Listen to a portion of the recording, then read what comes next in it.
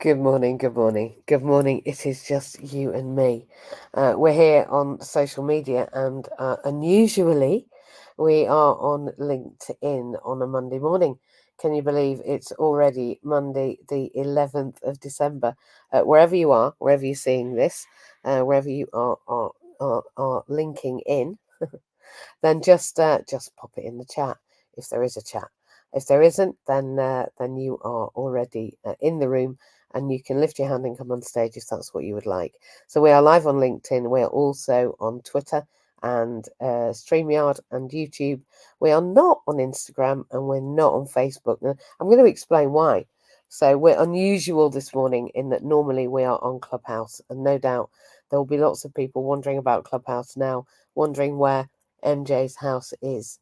And the reason I'm not there is because I lost my phone. I lost my phone last weekend, and I've had to get it replaced. Long story short, I know where it is. I can see it on my Find My iPhone, but I don't have a van to collect it. And the reason I don't have a van to collect it, good morning, Eunice and Marie, good morning. The reason I don't have a van to collect my phone, even though I know where it is, morning Louise, I'm just saying we're over on LinkedIn this morning because, well, I lost my phone. So the reason I don't have my phone is because I've got a new phone. I already had one, actually, as a Christmas present, would you believe, for one of my children. So thankfully, even though I don't have my phone, I got another one. I had that one, so I've had to order another. Whether it'll be here for Christmas, we don't know. And then the SIM has not been connected. So this morning we are on LinkedIn, and that's okay. And if you are live and listening elsewhere, that's okay too. And I can see there are some people that are listening on other platforms. There's some people that have found the YouTube channel as well. So if you haven't found that, maybe that's going to be your new listening. I know for some people they're looking through the back catalogue of Clubhouse. They're now looking through the back catalogue of the YouTube channel. And I think that's what we're doing, okay? I think that what we're doing here is laying down legacy and laying down history, because I want it said that where we are now is not where we are going to be very shortly. So let's get going then. So I'm Mandy Jane Lace. I'm MJ. I'm known as MJ. Some people call me Mandy, and I don't mind. But I just prefer the whole of my name. I should have been a twin. I was born with duplex kidneys. My twin was absorbed by me, and so that's why my mum called me both the names. They're hyphenated. It's not painful. So yeah, I am, and please be quite. I'm quite happy if you want to come up and chat. So this morning I'm going to talk about belonging in business through inclusion. Why? Well, the first thing is that I think that belonging in business needs to come to the weekdays. I think that maybe it's not yet as commonly understood as it might be in the future, but belonging in business is, I think, where we need to be going. And there's not very many people talking about belonging, and there's not been many people talking about inclusion. Although some people are talking about inclusion, it's certainly now becoming a well, a bit of a trophy. Okay. So I think we're at the point now where inclusion or accessibility or integration is at the stage where we used to be with uh, individuals who are of ethnic minority or black, as they say in the TUC, which I heard on the other night in the Senate, because I was at the Welsh Assembly talking about is Wales fairer, and this is what's prompted me to talk about who are you serving, who are we serving, and really what's the point. And that brought me to this morning. So my happenings always result in these rooms and result in me expressing what I'm thinking right now, and I want it putting down in history about what we're saying about inclusion right now, because things are going to change. Yeah. And belonging in business is going to become more and more and more important. In fact, it's always been important. Belonging in business, feeling a sense of belonging, we know is imperative to feel psychologically safe. And to feel psychologically safe, we need to feel we belong. We also need to feel that we are safe in exposing who and what and how we are. And that's what I'm asking this morning. Who are you serving? I'm serving myself. And I think we all are. However, I think that when your reason is greater than yourself, then that's when things move. You see, for many years, I have been learning about being included. I just didn't include myself. I learned about it, I read about it, I wrote about it, and I served many, many people, hundreds and thousands of people in Yorkshire. And it feels like there are millions in Yorkshire. There aren't, but Yorkshire is a large county. In fact, it's the largest county and it's the one that's just amalgamated. And that's really important to hear. It's become a super council. Now, I moved from North Yorkshire to Wales. And indeed, yesterday I looked back, and in 2015, I was already alchemizing my move to Wales, even though actually I didn't realize it. I did a mandala magic course, and I believe in quite esoterical things. I believe in moving mind, body, and spirit concurrently. I think they all need to align. I think that's how we achieve our outcomes, by aligning mind, body, and spirit. And I also believe in the art of workfulness. So good morning to those that have come here for the first time. The art of workfulness. So who am I serving? Well, I serve the 1 in 5. And who are the 1 in 5? Well, I am the 1 in 5. I'm a disabled lady. I move through the world using a wheelchair. I have done for the last 19 years. I'm just shortly getting a new wheelchair, a hands-free Omeo. If you don't know what they are, then go and have a look on my Instagram. I'm sure you'll find our connection with adaptability. And Adaptability are a global organisation who are delivering, manufacturing and providing Omeos, hands-free wheelchairs, for people all over the world. And we are their funding partner, and we serve their customers. We don't just serve them with Omeos, we serve them with 4x4 standing chairs from Mobility, and we serve them with RGX, I think it's RGK chairs, and all sorts of fantastic ways of moving. We now have the Adapto, which is a Swedish device, actually very beautiful, and lifts somebody up in their seat. And we have a pharmacist actually who's finding that idea particularly useful for getting around the pharmacy easily and quickly, and on a very small turning circle. Speed is of the essence, I think, when you're getting people's medication ready. I know when I see the pharmacies, there's always so many bags, I would feel just overwhelmed. So that's what we do. That's what I do. I serve the 1 in 5. I serve myself. And how did I get to know this? And who do we serve? Well, I think the first thing I wanted to say today, I feel like I've said a lot already, is that who we serve should be what we're good at. And what we're good at is usually what we've experienced. So what have you experienced? What did you draw from that? And then what are you going to do with it? Because I didn't know that I would be in a wheelchair. I didn't know that I would need to understand about the system by which children were educated when they had specific educational needs. I didn't know any of these things. My children were born, and I was told slowly that they were neurodivergent, autistic, ADHD, dyspraxic, dyslexic, you name it. And that didn't touch me as a parent. I was a parent of disabled children, learning disabled children, children who had a differently abled approach.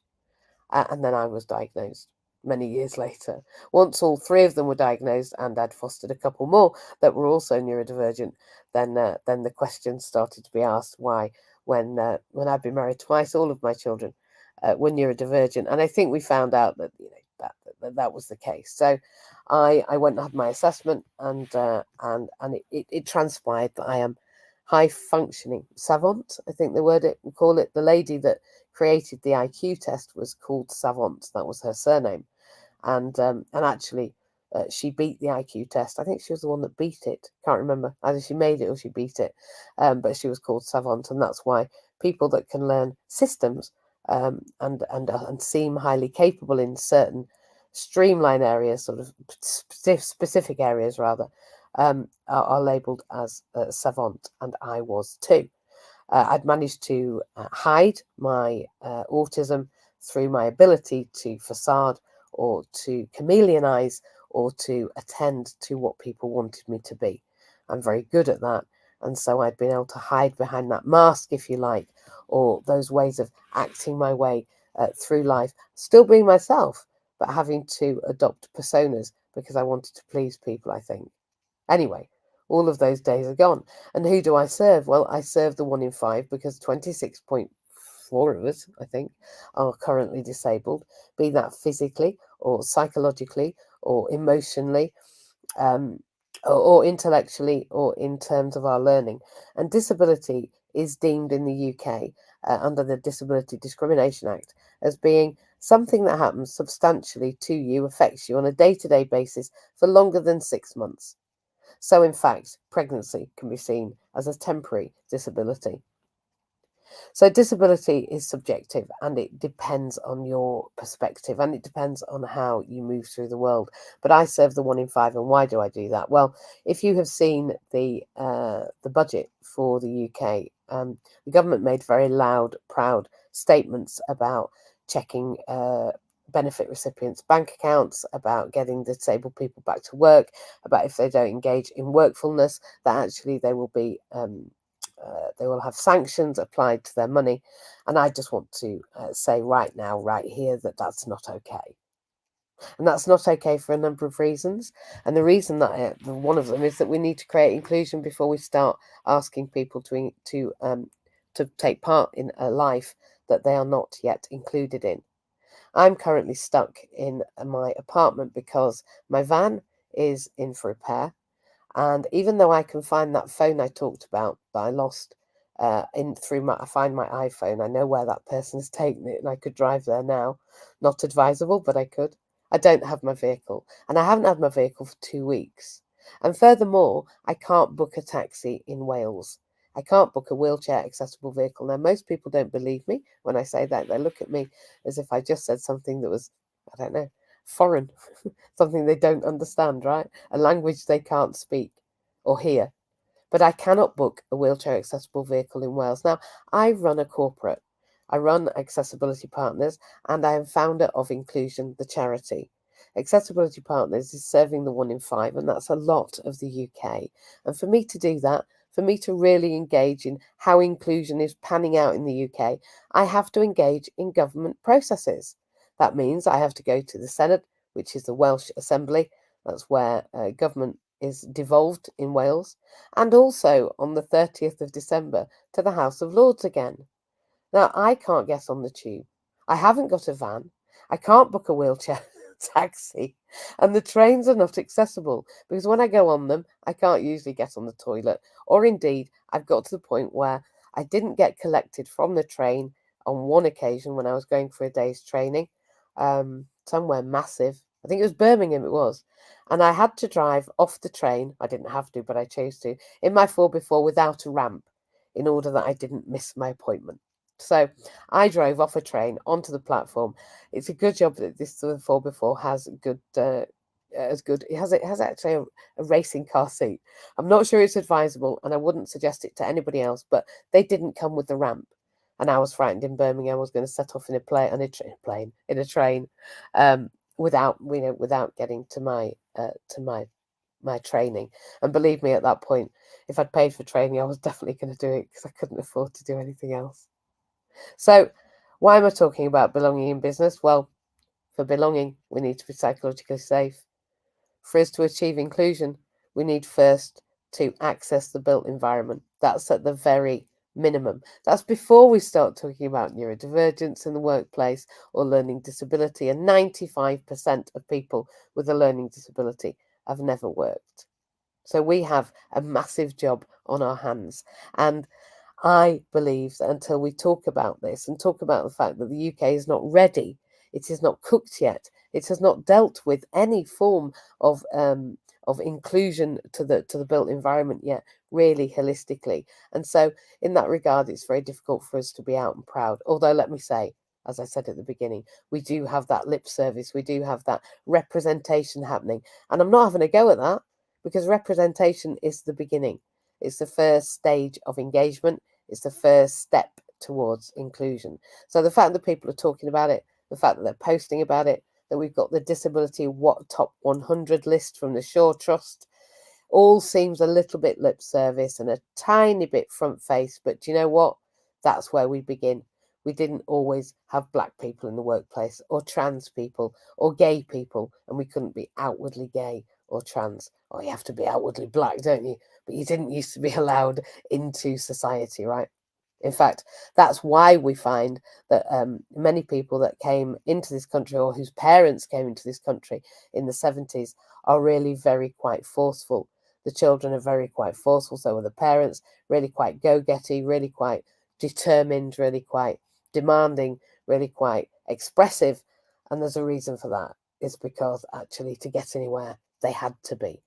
So please forgive me if I ever feel or seem like my passion is anger. It is not.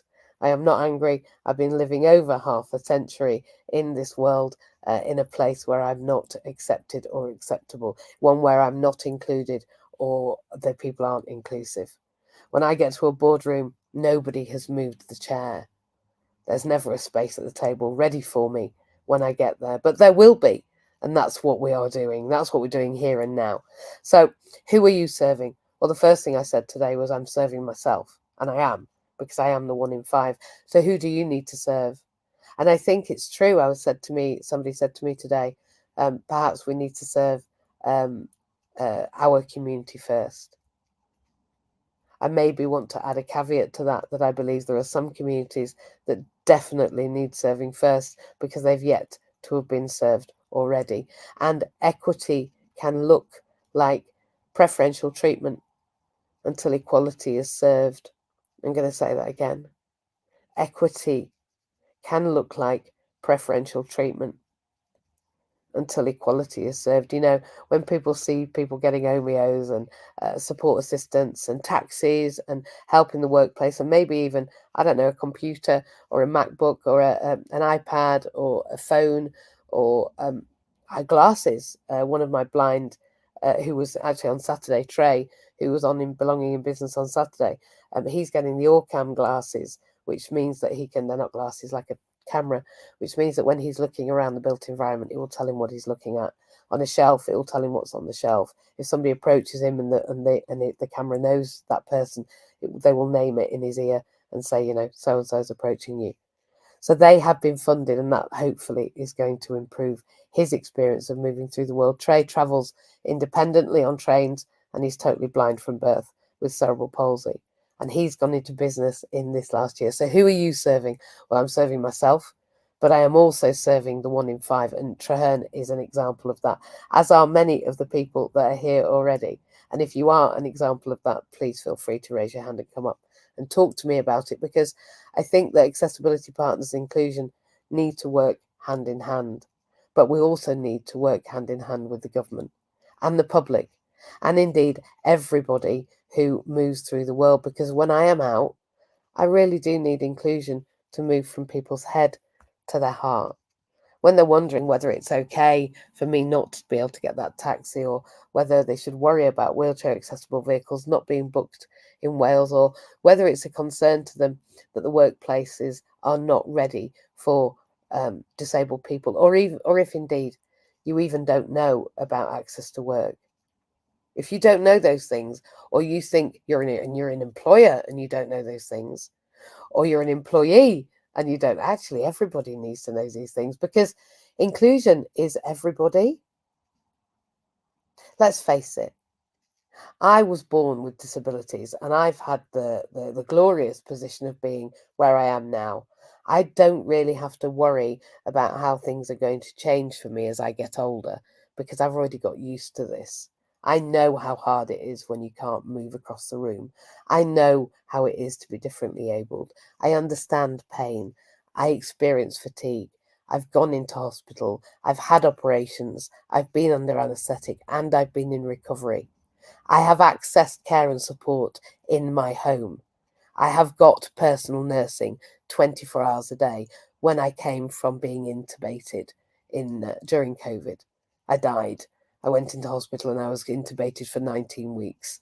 I died 3 times, in fact. It's a long story short, but I ended up at home in a hospital bed with a slide board and a commode and a lift that didn't work. I've experienced all of these things. I have accessed them.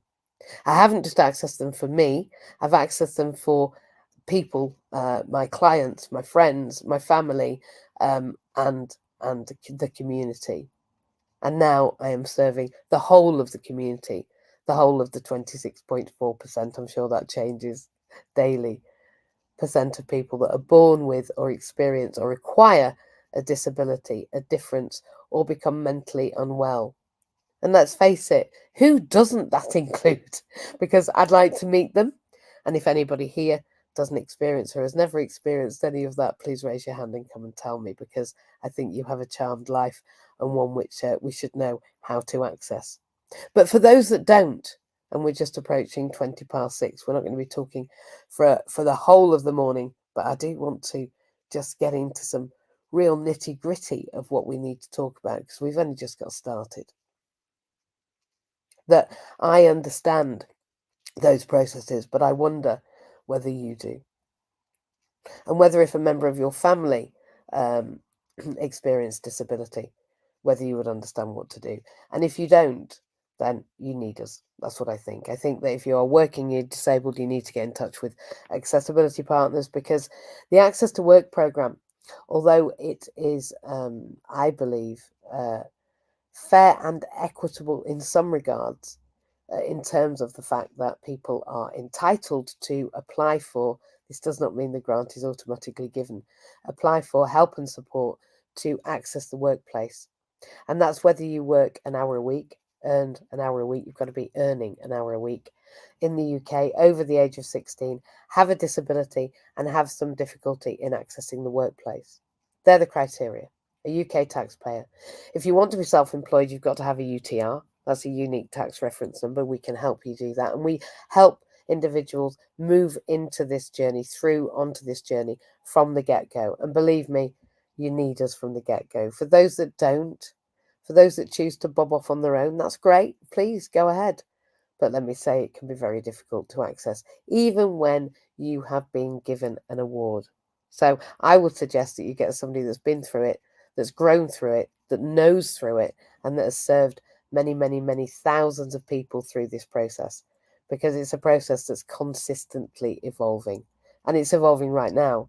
And it has to evolve right now, because otherwise the UK is not going to be able to cope. A bit like the NHS, we can no longer have everybody going into hospital. We just don't have the bed space. Equally, we just can't have everybody applying to access to work, because it will crumble. However, in order for us to achieve the 1 in 5 returning to work and contributing as taxpayers and lifting up the economy, then we need to provide for enough of those people as quickly as possible in the ways that we can. So that's what Accessibility Partners is doing. We're partnering with Adaptability and a number of other organisations to facilitate that. We are also engaging with the UK and the Welsh and the Scottish, actually, all the 4 nations governments, in terms of the development of inclusion, the development of access to work, and how we include us in the workplace, because we're not ready yet. We're not just not ready yet in that employers don't understand access to work, but we're not ready yet in that employees aren't ready for disabled people around them. We're also not ready in terms of our heart shift, because actually inclusion is a heart shift. It's a mindset and a heart shift. We have to have a mindset for inclusion that everyone is entitled to a space at the table. That means getting the table ready before they get there. Yeah, I'm going to say that again. That means getting the table ready before they get there. Not just them rocking up and you're going, oh, hang on, I'll just move that chair out. And I mean, they're the physical things. But I mean, psychologically, metaphorically, situationally, practically, in terms of how you think about it, we need to get the table ready. There needs to be a space at the table that has been carved out. Again, equity. It looks like preferential treatment until equality is served. So we need to actively carve out spaces for disabled people in the workplace. And we need to be actively listening to them when they come to the workplace about what they need. An example is that I am a SEND-co. I'm a Special Educational Needs and Disability Coordinator and Psychotherapist. And I'm further training as a social worker. So where did they put me on the placement? Well, they put me in a day centre opportunity for individuals with physical and learning disabilities. That would be logical, wouldn't it? Because it is bound to be ready for individuals with disabilities, isn't it? That space at the table will be ready, won't it? Well, actually, I would suggest that maybe they weren't quite ready for me. Because the toilet there, the only toilet I could access was the toilet I accessed for the individuals that we supported, not the staff toilets. I couldn't reach the tea and the coffee because it was in an inaccessible place and it wasn't moved for the entire weeks I was there. That actually the staff room was so small that once people were sitting down, I couldn't get through the door and then get out again. So if I came through the door, I was trapping them in the staff room until I reversed out. So it wasn't particularly inclusive and it wasn't really ready for me. So I want to urge employers now and the UK government to support employers in getting their places ready. And employers think that they have to bear the brunt of all the costs, and that's not true. So if you are an employer and you want to understand how you can get your place ready for disabled people, contact us. And if you don't know anything about anything I'm talking about, contact us, because we can come in free of charge. If you have a disabled employee, we can come in free of charge, funded by the government, to train you in inclusion and accessibility. And this is something that we are beginning to branch out in 2024. We have a physical accessibility partner that's working with us, and is going to be one of our strategy coaches too. We have a sensory inclusion organisation and ICT inclusion online from TK Technologies, and they are going to be working alongside us. And then accessibility partners have now been invited to provide that workplace training to large and small corporates. So however small or large you are, we want to come in and work with your team. And when I say work with your team, I don't mean come in and give you a PowerPoint presentation and leave. I mean work with your team. Because working with people for their heart shift means spending some time talking about just how frightening it can be to envisage a world where everybody has a seat at the table. It's very difficult when we don't know how to do it. We need to get over the awkward. There was a campaign, I think it was MenCap or Scope, perhaps it was, I think they're the same thing now, that advertised the getting over the awkward, being able to have that conversation, asking what that person might need. It's not an easy thing, but it's an easy thing once you know how to open that conversation. And I think what that allows us to do is be authentic. So this morning we are bringing Belonging in Business to the weekday. We're normally here on a Saturday at 8 o'clock, a bit more of a reasonable time on a weekend. I don't know about anybody else though, I get up at the same time every day. There's a reason for that.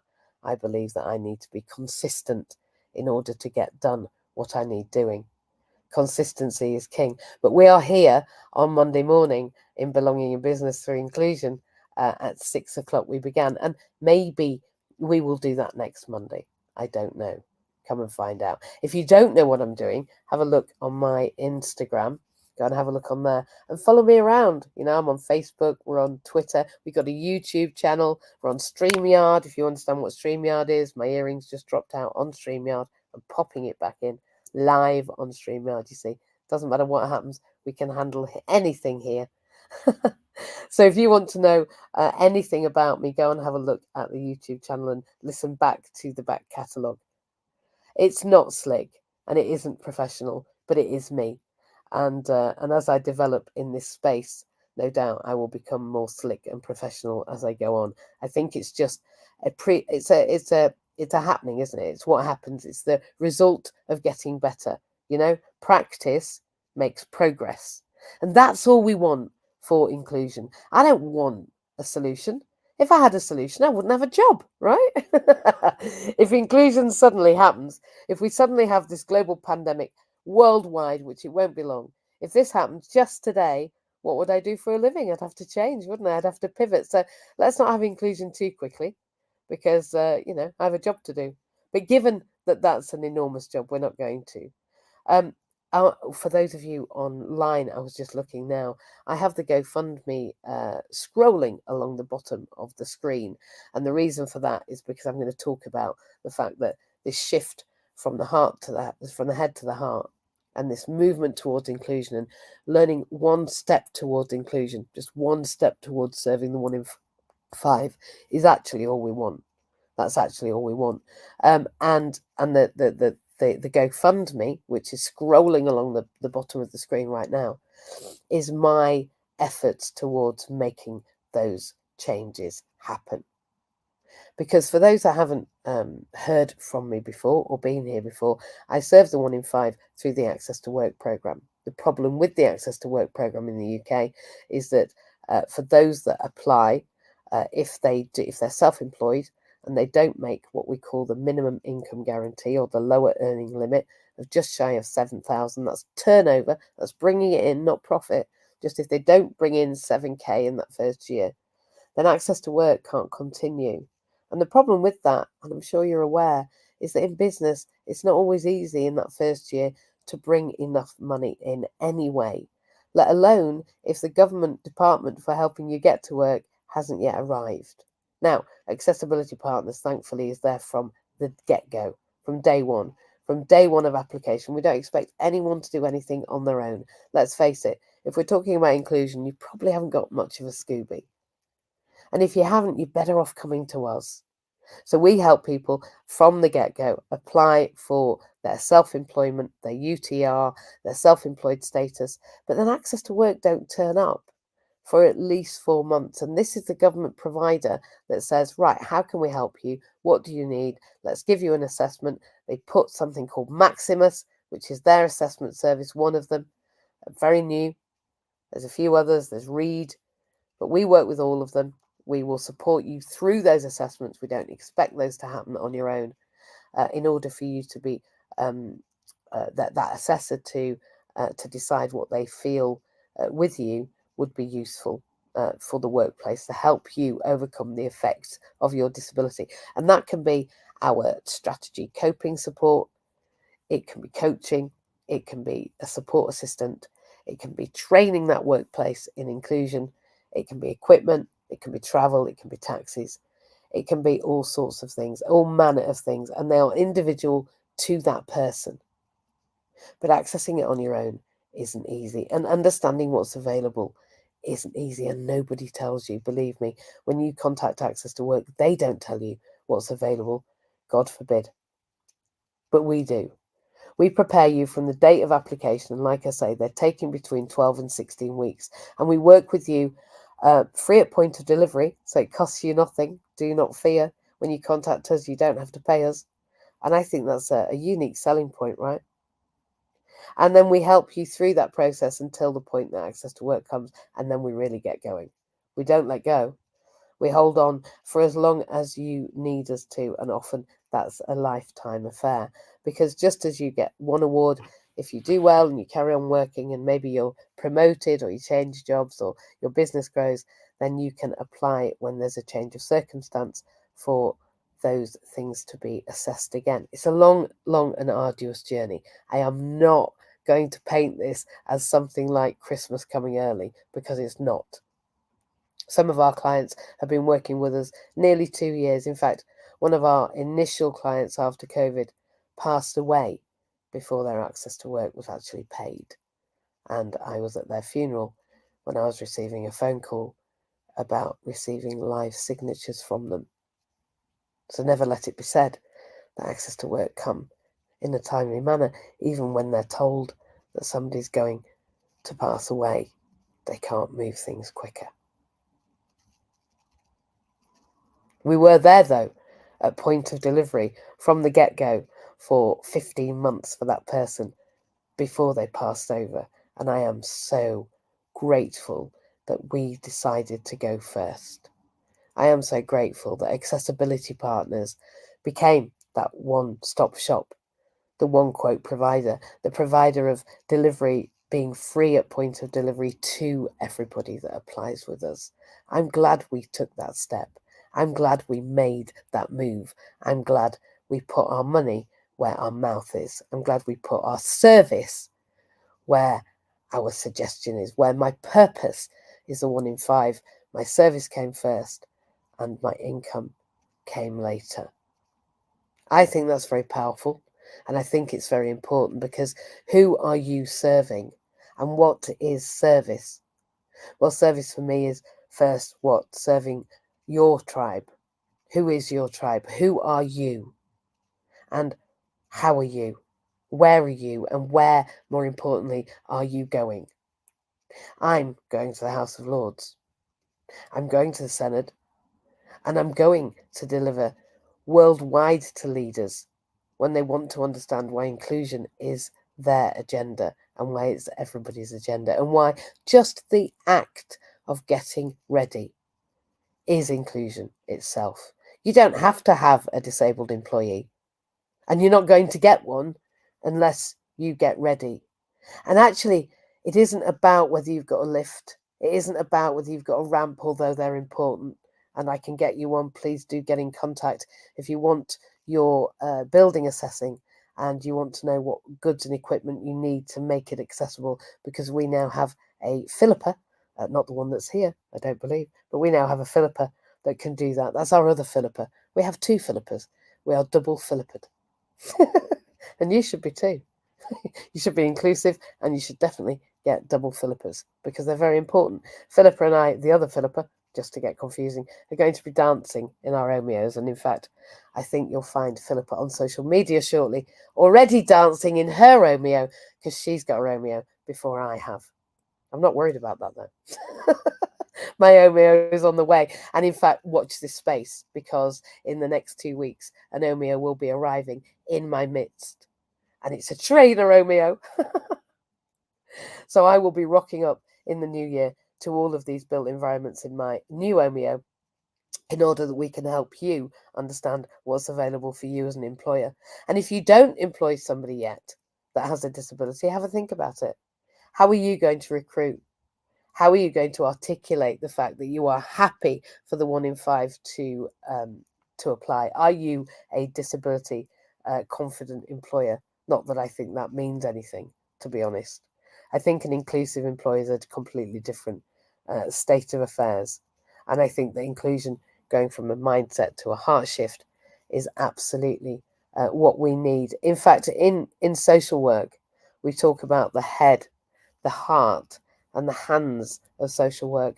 And I believe that inclusion needs to be in our head, in that we need to think about whether the 1 in 5 can access our environment. Can the 1 in 5, can disabled people, can wheelchair users, can those with learning disabilities, can those that are non-verbal, those that are autistic, access your business? And if they can't, why not?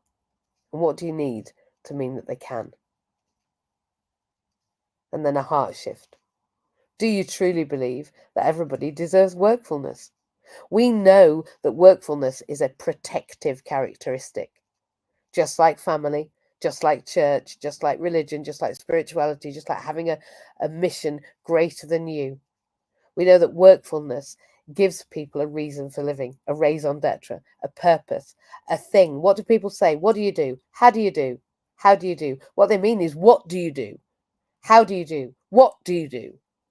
And for disabled people, it can be very difficult. In fact, one lady said the other day that when she says, well, I make my jewellery and I speak up for individuals like me, and I'm on a lived experience panel, she said, I really feel like I have to keep explaining, adding and adding and adding, because I don't feel good enough, because I'm not actually doing it the same way as the middle.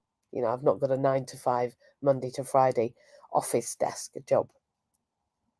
So I think we need to change what we think inclusion is. I think we need to change what workfulness is. And for me, workfulness is 1 hour a week, at least, paid in the UK, registered as a UK taxpayer. You know, we want your taxes off you. I can't create a country that's equitable unless we have taxes from all the people that can make them. So please, if you can, that would be great. I am in the slave trade. It's what I've been saying, but I've been saying it for a few years, and now the government have definitely come on board with me in that regard. They're in the slave trade too. The problem is that if you are in the slave trade, you need to make sure that those shackles are ready. And they're not. You haven't even got the prison safe and ready and accessible. If we're going to put the 1 in 5 in prison and into workfulness, because that's essentially what being the means of production is. If we were to go and get a 9 to 5, generally underpaid job forever, and a house that we can only just pay for with the mortgage that we can only just get with the wage that we only just manage. So in that regard, you're not ready. You're not even got the cage ready. But for those that want to engage in workfulness and maintain what they have already, we have something called supported permitted work. And in the UK, if you are severely disabled or disabled, you can earn up to 16 hours a week using the supported permitted work scheme, and you can start to slide off those welfare benefits. We can tip the balance from worklessness to workfulness. You can engage for as much as is possible or as little as is needed. It's not about the slave trade. It isn't about sanctions. It cannot be about shoving the 1 in 5 to work, because work isn't ready. Employers don't care. They don't want disabled people there because, well, they're a liability. They don't know how to serve them. They don't know how to provide the equipment for them, and they don't know how to change their environment. They don't understand how to communicate, and they haven't got a clue what the rules are. But it's coming. So if you don't believe that inclusion is your business, believe me, it is. Because if the government are telling you that they're going to put the 1 in 5 back to work, where do you think they're going to put them? I'll tell you. They're going to put them in your workplace. So your workplace best be ready. Because if it isn't, then the government are going to get you to be ready through this training that we will be providing. So it just is a given now. Inclusion is a global pandemic, and it's the only one that I am willing to be part of. We need more and more partners in accessibility. We need more and more effortful gains for disabled people. We need more and more representation in sport, in media, on the TV, in the adverts. I did an advert just a few months ago for Sustainability Wales, where I rode my hand cycle. I rode my hand cycle alongside somebody else on a bike that was black, and another person that was on the bike that was trans.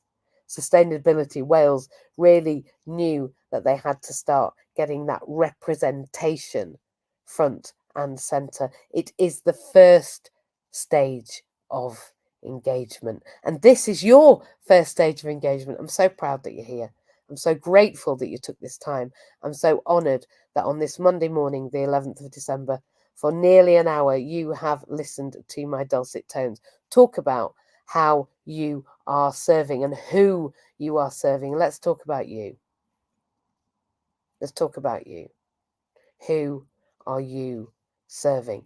Because I was very honest, I'm serving myself, but above and beyond that, believe me, I am serving the 1 in 5. And if you truly don't know your raison d'etre, if you truly don't have your reason for living yet, then stick around, because it's not difficult.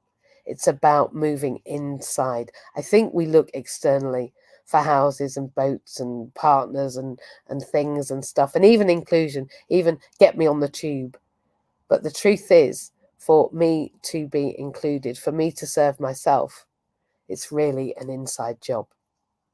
And I'm going to say that having reflected this week, because I've been stuck in the flat, I haven't got any access, can't use my van, lost my phone, lots of discombobulation, got to the Senedd. Is Wales fairer? No, it wasn't. I was the only wheelchair user there. We had one person, literally one deaf person. We didn't have a trans person, but we were like the Avengers or Marvel. It was like, Marvel Align. There's the 7 that we're serving.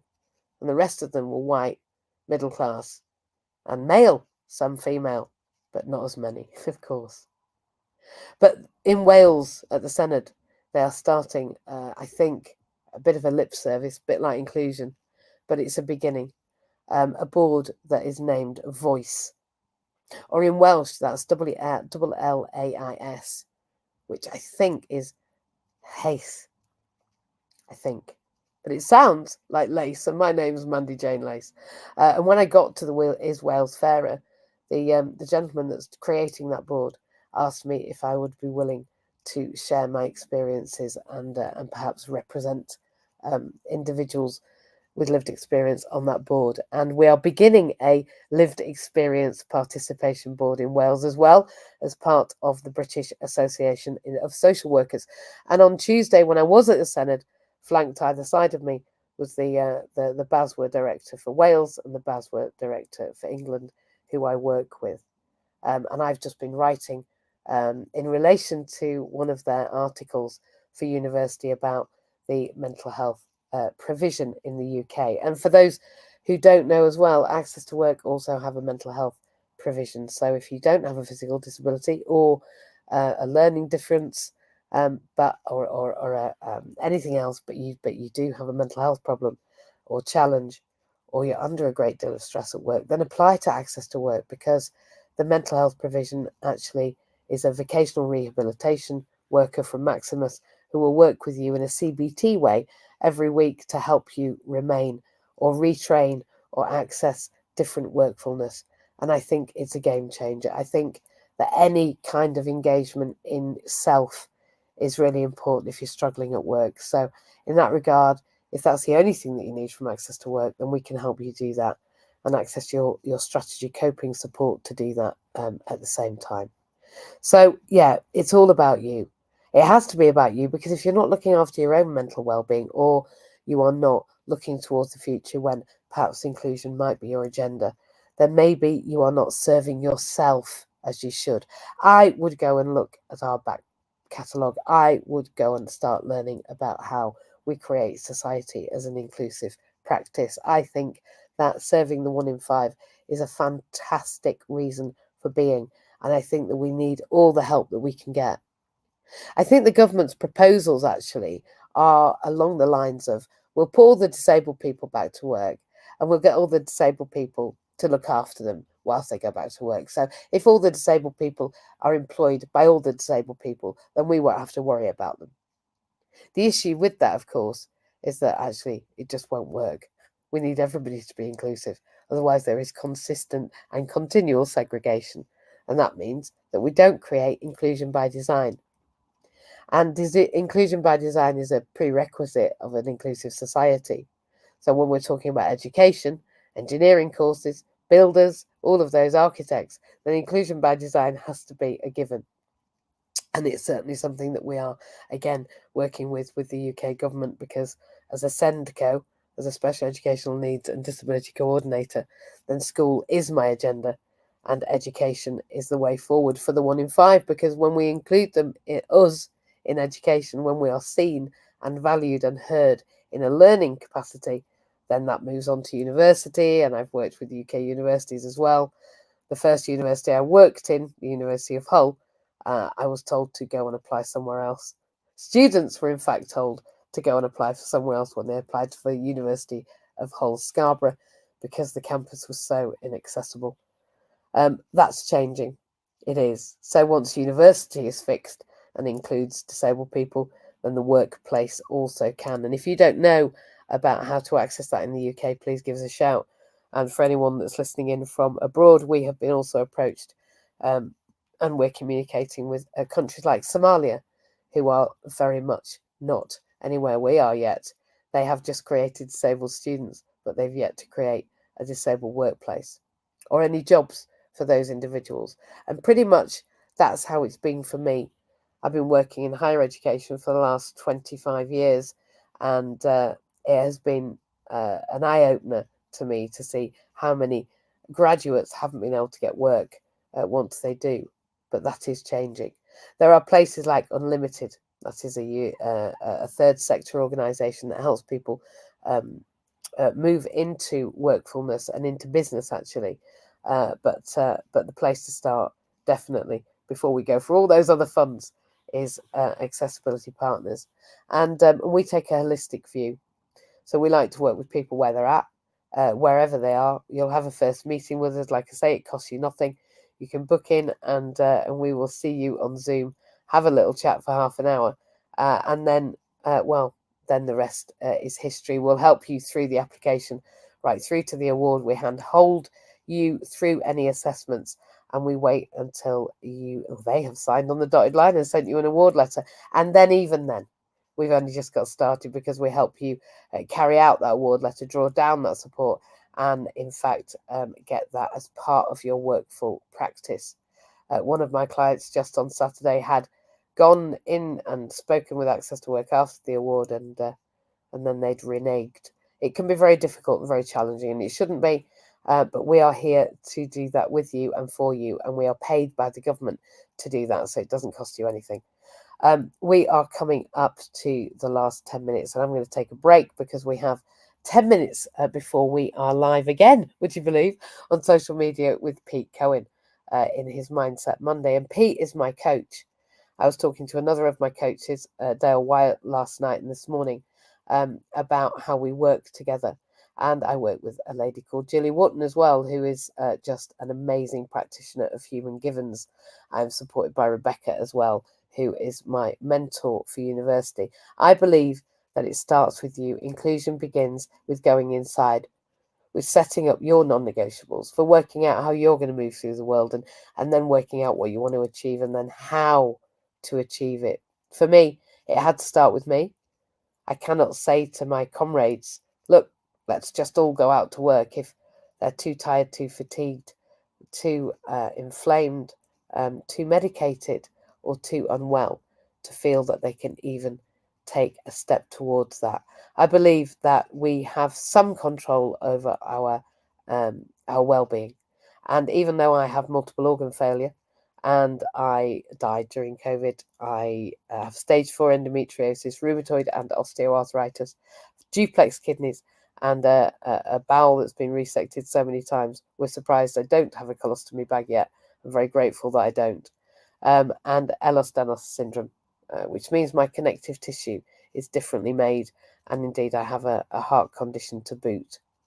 I am life limited, but that does not mean that I cannot feed into my healthful behaviour, who I am, how I eat, how I move, how I sleep. All those things are part of our coping strategy support, and you will learn all of the tricks and the hints and the ways that I have managed to stay alive and stay looking, well, quite so fabulous as I do, in spite of all of my ill health. So if you feel that I am an example of a disabled person that has, got their ducks in a row, then maybe you need to work with myself and my team, who is growing. My team is growing. Our team is growing. Our services are growing. And everybody that works with us are just incredible human beings. So we are going to close in just a couple of minutes, unless anybody wants to listen to raise their hand. I'm going to run away and take a short break just before the 7 o'clock. We have been in Belonging in Business through inclusion, and we've been talking about how we achieve inclusion. And I believe that it starts with me, because I am serving myself. Who are you serving? And to what end? What are you trying to achieve in this life that we've been given? Because I want to achieve a global pandemic that is inclusion, and I want to include you in it. So please get in touch. And if not, we are here on Saturday morning at 8 o'clock. And we are also, then I don't know where else we are. In fact, we shall see. It will probably be next Monday, but we'll see when I get my phone back. Follow me on social media and see what I'm doing. I'm probably going to do a few jump on lives this week with some people heading up to Christmas, with some stories from people that have worked with accessibility partners. So if you have, get ready to be jumped on, because I want you to go live with me as we share good news up to Christmas and let Father Christmas know all the things that we achieved in this year.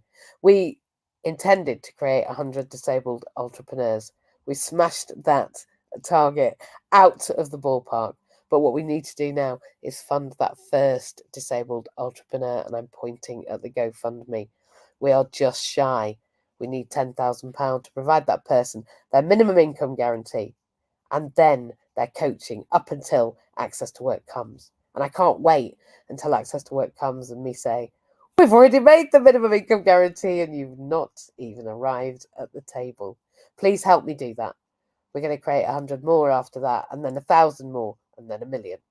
But until then, we need the first one under our belt so we can show people who and what and how we are, and how inclusion is the global pandemic, and how we are part of the greatest movement that there's ever been. I hope you have just the greatest week. I hope Mindset Monday is exciting for you, as it always is for me. And we're asking, who are you serving? Think about that today. Who are you serving? And outside of yourself, what is your reason for being? What's your greater good? What is the thing that you're going for?